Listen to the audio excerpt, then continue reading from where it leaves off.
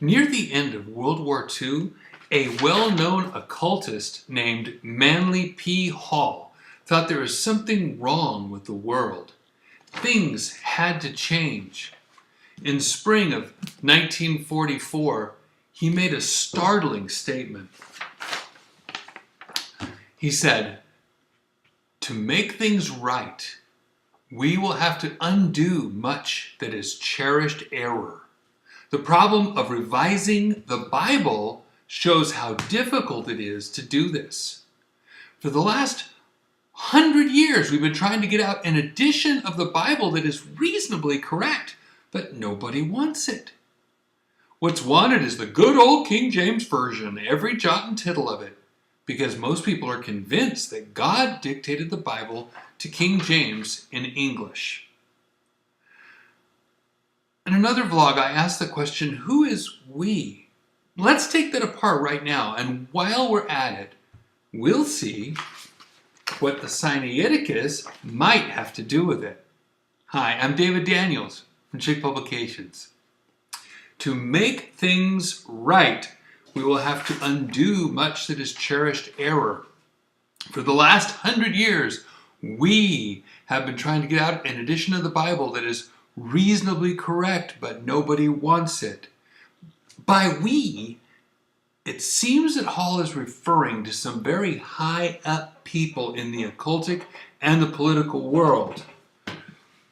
That was the focus of his 1944 article, Asia in the Balance of the Scales. And with friends like 33rd degree Masonic President Franklin Delano Roosevelt and other leaders, Hall probably felt able to pull it off. Listen to these quotes from the same article.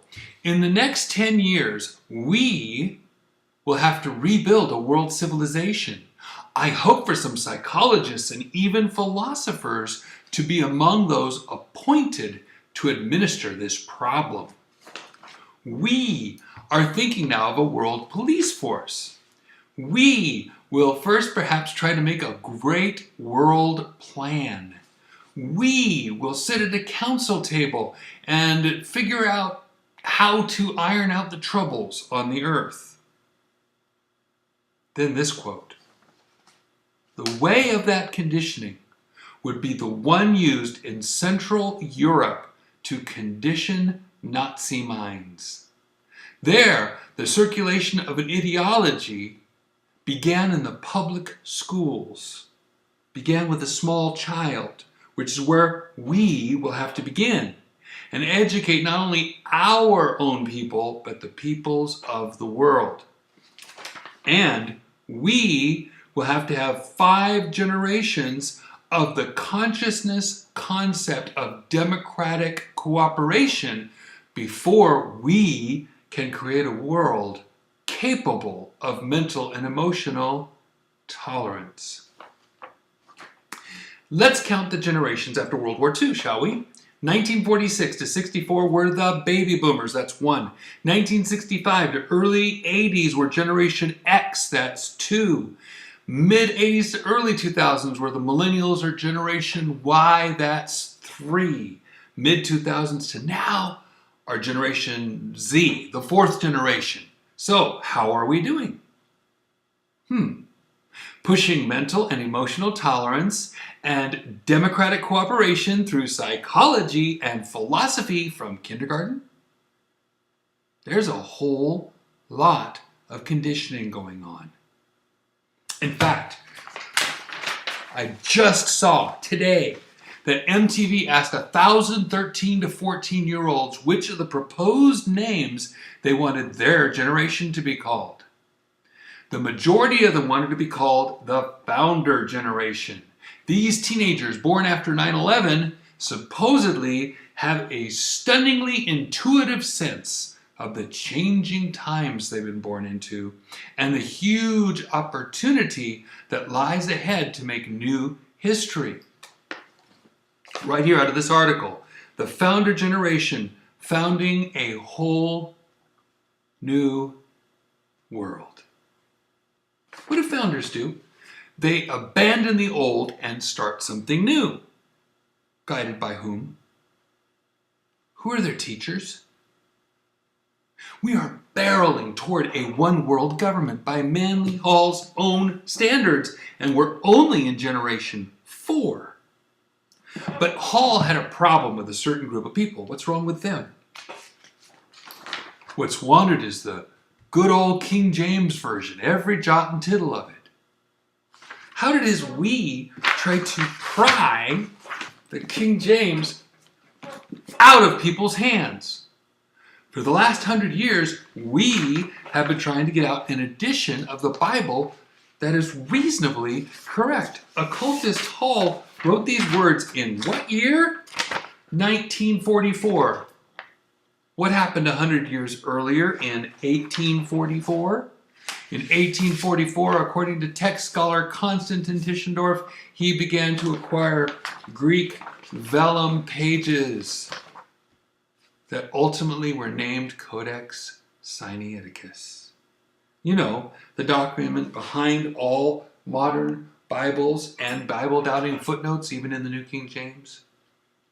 Are we sure that Hall meant the Sinaiticus? Let's check. Manly P. Hall wrote strongly in favor of the Sinaiticus. Here are 2 powerful quotes from the same 1944 magazine. I just got this together, pieced it in by snippets today. Listen.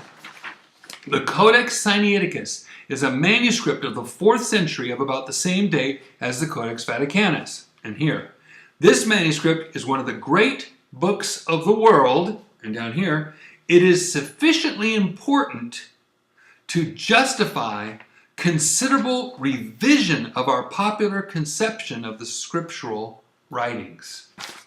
In other words, changing the Bible. From his monthly letter,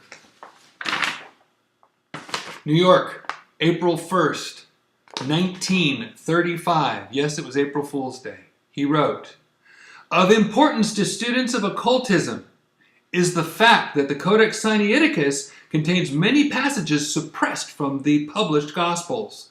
These passages in many cases greatly alter the significance of the text." And what did he think of the King James?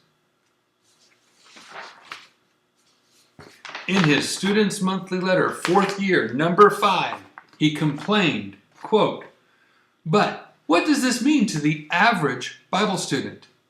This enthusiastic jot and tittle worshiper will insist that the words of the King James Version are the very words of God himself." And in his monthly letter of November 1st, 1934, he wrote, quote, "The King James Version of the Holy Bible.